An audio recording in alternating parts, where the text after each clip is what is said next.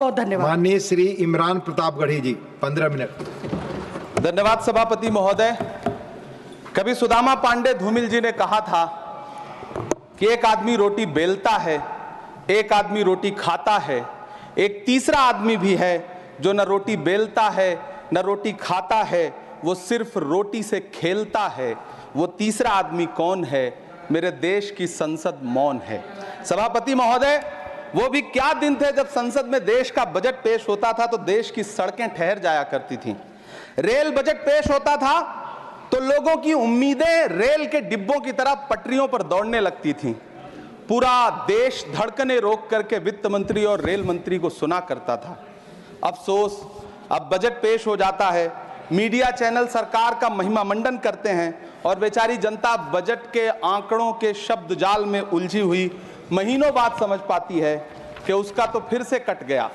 सभापति महोदय, पिछले 2 साल अमृतकालीन बजट पेश किए गए और इस बार एक नई शब्दावली गढ़ी गई है, तुष्टीकरण बनाम संतुष्टीकरण का बजट। सभापति महोदय, सुनने में कितना अलंकारिक लगता है ये शब्द। सोच रहा हूं देश की वित्त मंत्री और प्रधानमंत्री जी से पूछूं कि आखिर किसकी संतुष्टि?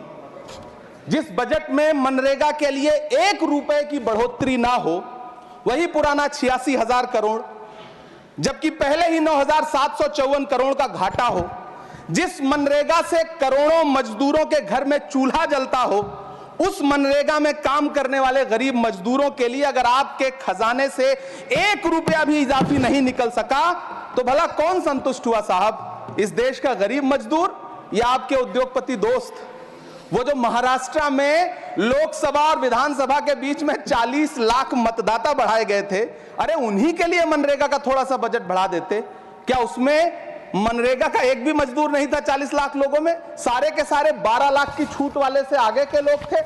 सभापति महोदय, कल जब वित्त मंत्री जी देश की संसद में भाषण दे रही थी तो वहां मुंबई में कोई गरीब इंसान जब अपनी जेब टटोल करके अपनी मोटरसाइकिल में 1 लीटर पेट्रोल भरवा रहा था तो उस पेट्रोल की कीमत थी 103 रुपया प्रति लीटर।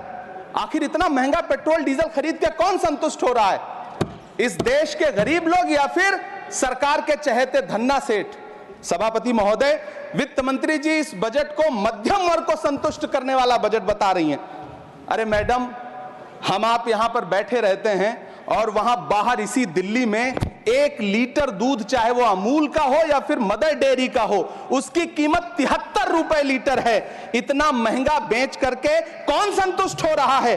गरीब जनता या आपके धन्ना सेठ दोस्त? सभापति महोदय, इस सरकार का बाजार और महंगाई पर कोई नियंत्रण नहीं रह गया है। चाहे देश में लहसुन 400 रुपए किलो बिक जाए, टमाटर 100 रुपए किलो बिक जाए, प्याज का दाम सुनकर आंखों में आंसू आ जाए, लेकिन वित्त मंत्री महोदया बजट में महंगाई का मां भी नहीं बोलती हैं। बच्चों की किताब और पेंसिल तक पर टैक्स लगाने वाले सरकार से मैं पूछना चाहता हूं कि आप मध्यम वर्ग का हितैषी बताते हैं खुद को, तो शर्म नहीं आती है? खुद को धार्मिक कहने वाली सरकार भगवान श्री कृष्ण के प्रिय खाद्य पदार्थों दही और मक्खन तक पर जीएसटी लगाती है और बात करती है मध्यम वर्ग की हिमायती होने की। जिंदा रहते हुए जनता से हर चीज पर टैक्स वसूलने वाली यह सरकार कम से कम मरने पर तो लोगों को बख्श देती, लेकिन नहीं, वहां भी लूटना है। अंतिम संस्कार के सामान, अगरबत्ती, धूप बत्ती, केवड़ा जल, चंदन पाउडर, जौ, बताशा, काला तिल, पंचरत्न, कपूर और कफन तक पर टैक्स लेने वाली यह सरकार किस मुंह से खुद को मध्यम वर्ग का हितैषी बताती है? कौन सी संतुष्टि? किसकी संतुष्टि? कदम कदम पर टैक्स देकर लूटने वाली जनता की या फिर जनता से टैक्स वसूल करके धन्ना सेठों का खजाना भरने वाली सरकार की? किसकी संतुष्टि? सभापति महोदय, 18 अगस्त 2015 आरा का बिहार का ऐतिहासिक मैदान, सजा हुआ मंच, हजारों की भीड़ और सामने खड़े हुए देश के प्रधानमंत्री का भाषण। बिहार के भाइयों बहनों, आज मैं बिहार के लिए पैकेज की घोषणा कर रहा हूं। 50,000 करोड़ कर दूं कि ज्यादा कर दूं? अखिलेश भाई, 60,000 करोड़ कर दूं कि ज्यादा कर दूं? 70,000 करोड़ कर दूं कि ज्यादा कर दूं? 80,000 करोड़ कर दूं कि ज्यादा कर दूं? चलो, मैं बिहार को 1.25 लाख करोड़ का पैकेज दे रहा हूं। 10 साल हो गए सभापति महोदय, वही ढाक के 3 पात, बिहार आज भी विकास की बाट जो रहा है। भाषण आज भी प्रधानमंत्री जी के यूट्यूब चैनल पर सुना जा सकता है। जो झूठ बोल के करता है मुतमईन सबको, वो झूठ बोल के खुद मुतमईन नहीं होता।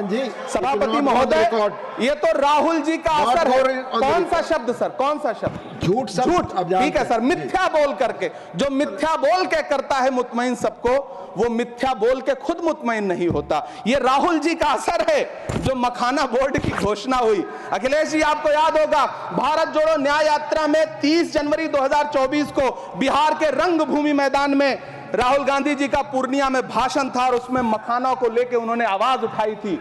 यह उनका असर है कि आपको मखाना बोर्ड बनाना पड़ा, वरना तो आप मैखाना बोर्ड बनाने वाले लोग हैं। सभापति महोदय, बिहार को झूठे पैकेज और चुनावी दिलासे देना बंद करिए। आज भी जब कोसी में बाढ़ आती है तो पूरा सीमांचल बर्बाद हो जाता है। मैंने उस तबाही को अपनी आंखों से देखा है। 2016-17 की बाढ़ में अपने इन्हीं हाथों से राहत सामग्री बांटी है मैंने। अगर सच में बिहार के लिए कुछ करना चाहते हैं तो बिहार को बाढ़ से बचाने का प्रबंध करिए। पूर्णिया एयरपोर्ट 10 साल से बाट जो रहा है, घोषणा 2014 में हुई, बन के आज तक तैयार नहीं हुआ। अलीगढ़ मुस्लिम विश्वविद्यालय का किशनगंज सेंटर बजट के अभाव में दम तोड़ता जा रहा है। मैंने पिछले बजट सत्र में भी आवाज उठाई थी। आज फिर वित्त मंत्री जी से अनुरोध करना चाहता हूं, दामन फैला करके, कि अलीगढ़ मुस्लिम विश्वविद्यालय का किशनगंज सेंटर बन जाने दीजिए।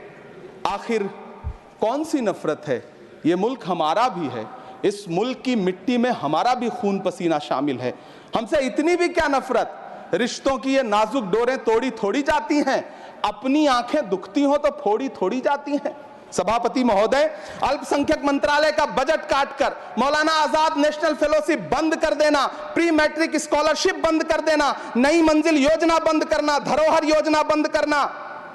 2024-25 के बजट में माइनॉरिटी मिनिस्ट्री के लिए 3183 करोड़ रुपए की घोषणा हुई, लेकिन देश को हैरत होगी कि बाद में समीक्षा करके लगभग आधा कर दिया गया, 1868 करोड़ रुपए। मैं तो सरकार से पूछना है कि कौन संतुष्ट हुआ? इस देश का अल्पसंख्यक संतुष्ट हुआ या आप संतुष्ट हुए? किसका संतुष्टिकरण?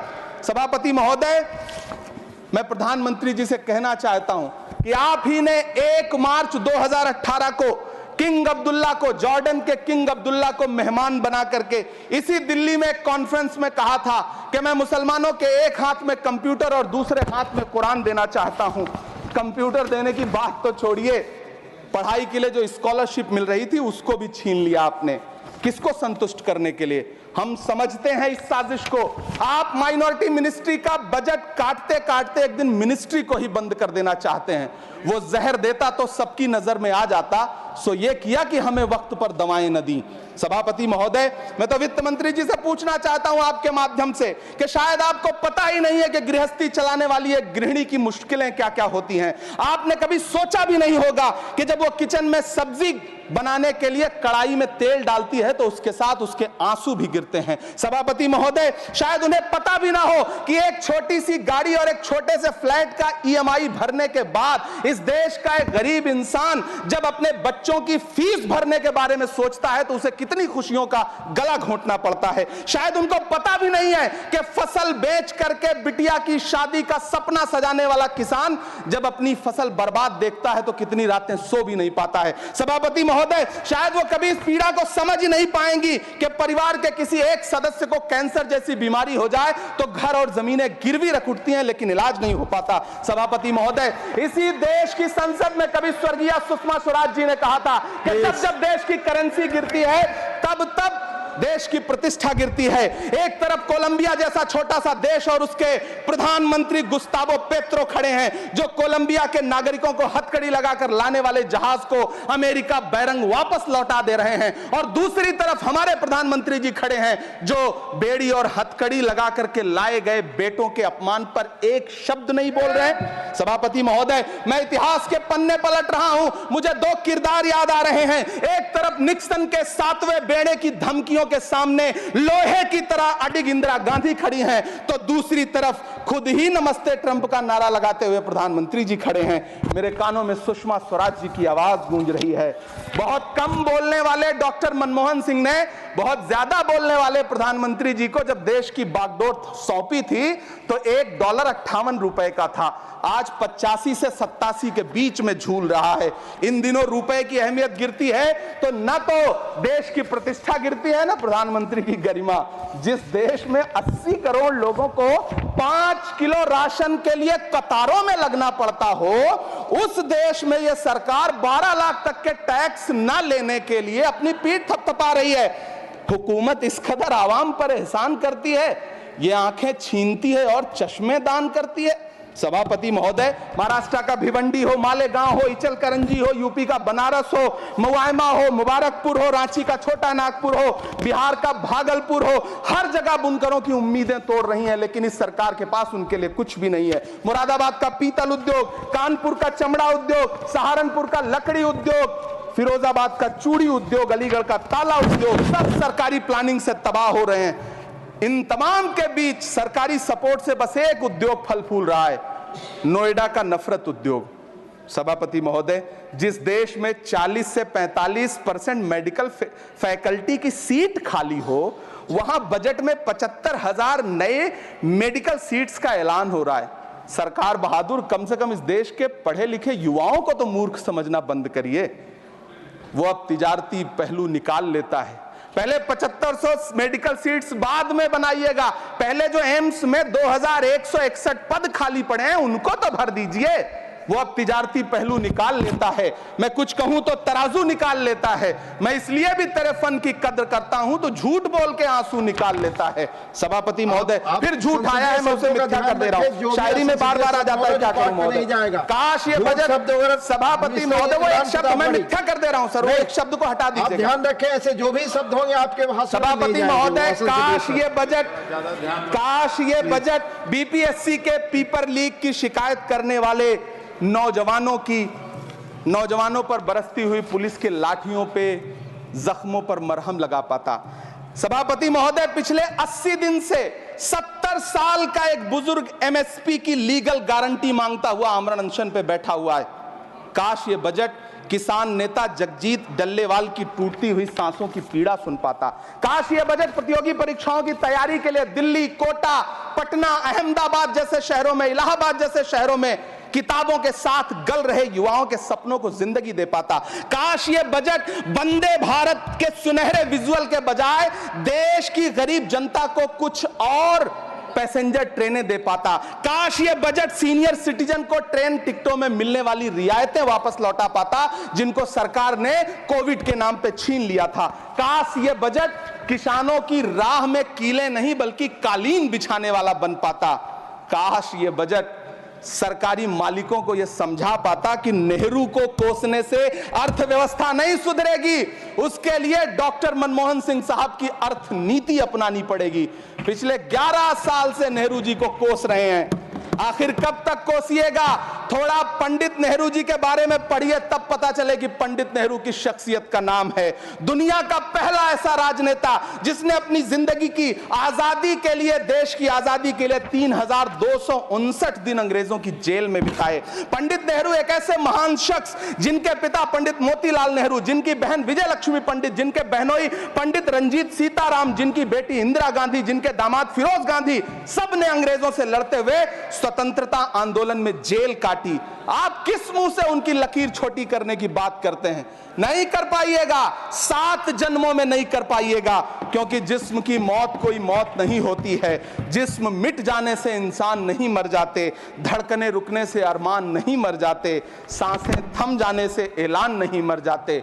जिस्म की मौत कोई मौत नहीं होती है। सभापति महोदय, मैं आपके सामने खड़ा होकर के एक बहुत छोटी सी कहानी सुनाना चाहता हूं कि महान बादशाह सिकंदर ने जब यूनान फतेह किया तो जीत का जश्न मनाने के लिए शहर की सड़कों पर निकला। तो उसने देखा कि पूरा शहर तो जश्न मना रहा है, एक फकीर सड़क के किनारे चादर तान के सो रहा है। सिकंदर को गुस्सा आया, घोड़े से उतरा, उस फकीर के पास गया और उसे सोता देख करके उसे जोर की एक लात मारी और लात मार के कहा कि क्यों रे फकीर, मैंने यूनान फतेह कर लिया, लोग जश्न मना रहे हैं और तू सो रहा है। उस फकीर ने उन्नीदी आंखों से सिकंदर को देखा और देख करके कहा कि शहर जीतना बादशाहों का काम है, लेकिन लात मारना तो गधे का काम है। सभापति महोदय, गरीब जनता को लात मारना बंद करिए।